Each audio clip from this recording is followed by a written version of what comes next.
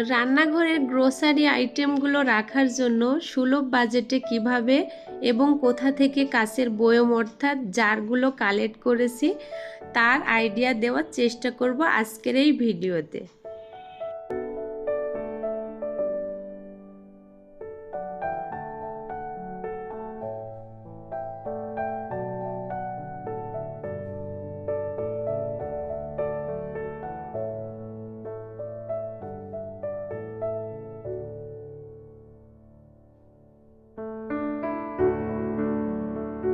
আসসালামু আলাইকুম। আমার চ্যানেল মিস বেঙ্গলি নিশাত থেকে সবাইকে স্বাগতম জানাচ্ছি। আমি নিশাত ফারজানা।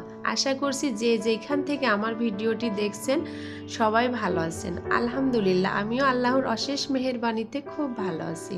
আজকে আবার একটা নতুন ভিডিও নিয়ে চলে এসেছে আপনাদের মাঝে।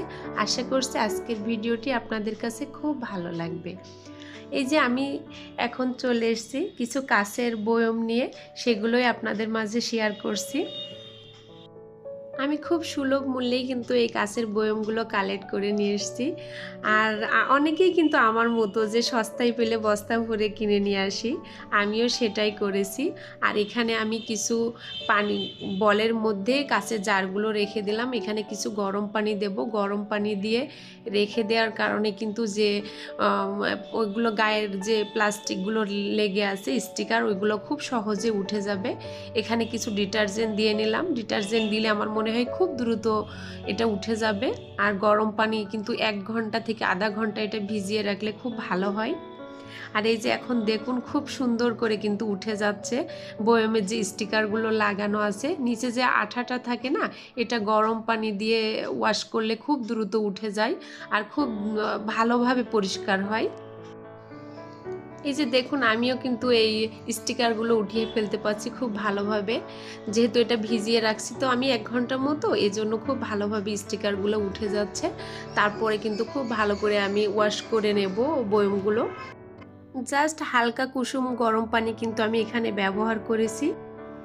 কাঁচের বয়মে যে জারগুলোর ভিতরে আমার হাত যাচ্ছে না, তাই আমি করছি কি, রান্নাঘরে যে কাঠের খুন্তি আছে ওই খুন্তিটা দিয়েই ভিতরে আমি পরিষ্কার করে নিচ্ছি, যে কাঠের লাকড়িটা দিয়ে।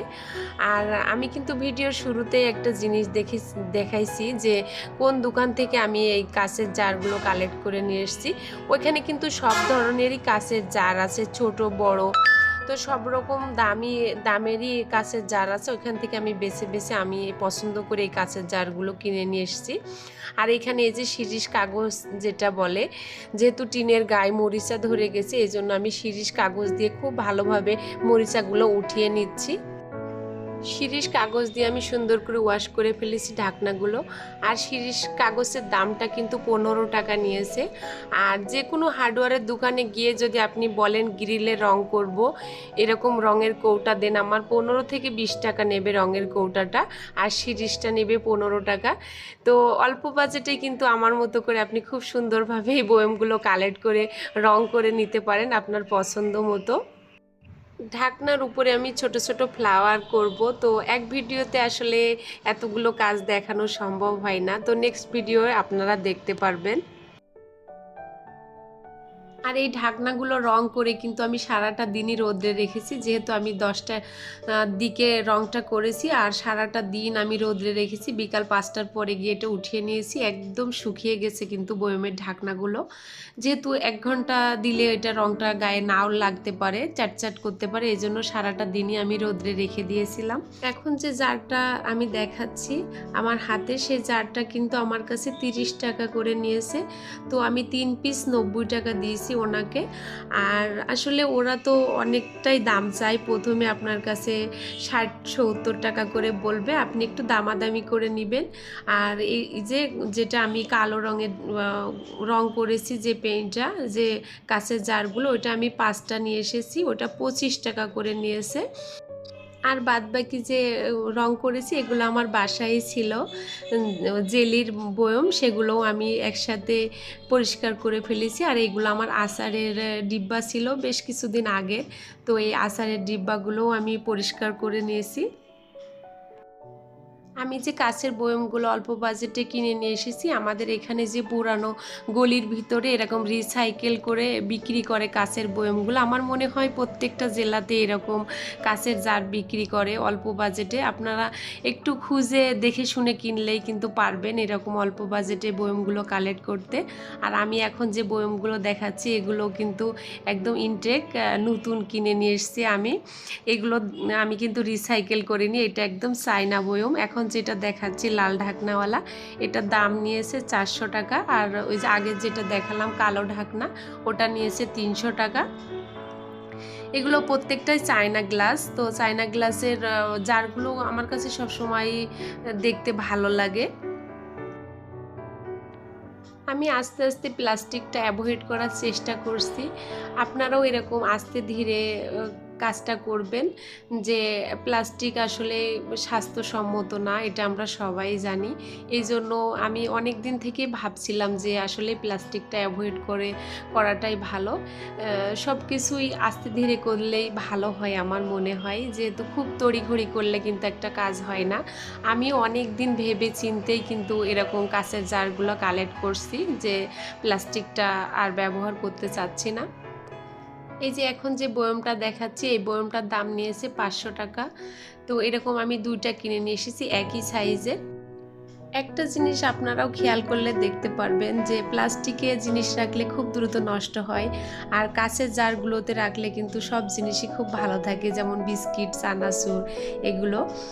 তবে আপনাদের আরেকটা কথা বলি, যে অনেকে হয়তো এটা জানেন না, যখন আচারের বয়ম থেকে আচার শেষ হয়ে যায়, বয়মটা ধোয়ার পরেও কিন্তু একটা গন্ধ থাকে।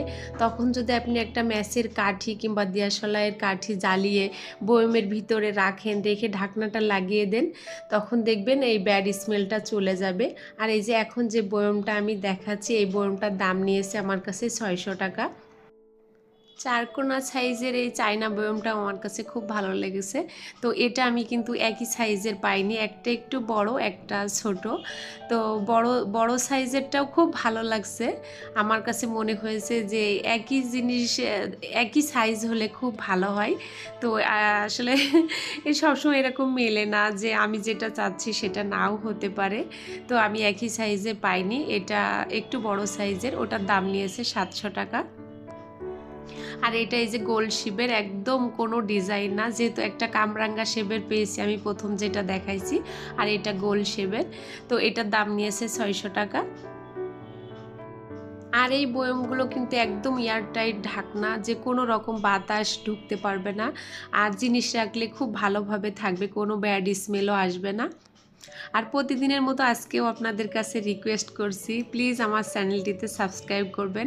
সাবস্ক্রাইব করে কিন্তু আপনিও আমার পরিবারের নতুন একটা সদস্য হয়ে যেতে পারেন। আর আমার ভিডিওর কোনো অংশে যদি ভুল হয়ে থাকে তাইলে ক্ষমা সুন্দর দৃষ্টিতেই দেখবেন। আর এই যে এই জারটা কিন্তু আমার অনেক বছর আগের। তো এটাতে ম্যাজিক বল রেখেছি প্রায় 5 থেকে 7 বছর আগে। আর এই যে এখন যে কাচের আমি বোতল দেখাচ্ছি, এটা কিন্তু অনেক বড় এবং বেশ সুন্দর দেখতে এটা। আর এটার কিন্তু অনেক কিছুই রাখা যায়, তারপরও আমি এটা রাখিনি, একদম শোপিসের মতো করে রেখে দিয়েছি। এগুলো আমার কেনা না, আমার আপার কাছ থেকে আমি নিয়ে এসেছি, আমার বড় আপার বাসা থেকে। আর এগুলো এই যে আমার বাসায় সসের বোতল, এগুলোতে অনেক সময় আমি মানি প্লান্ট গাছগুলো রাখি পানির মধ্যে। তবে আমি কিন্তু একটা কাজ করি, যখন সসের ডিব্বাগুলো কিনি না, কাঁচের বয়মেরগুলোই কিনি, কাঁচের যে বোতল, সেই বোতলগুলোও কেনারই চেষ্টা করি, যেহেতু কাঁচের একটা জার পেয়ে যাচ্ছি, আমি এটাতে মানি প্ল্যান্ট রাখতে পারবো, অন্যান্য জিনিস রাখতে পারবো। তবে আমি একটু হিসাব মতো করেই কিনে নিয়ে আসি, যে এগুলো আমার কাঁচেরটা আমি পেয়ে গেলাম।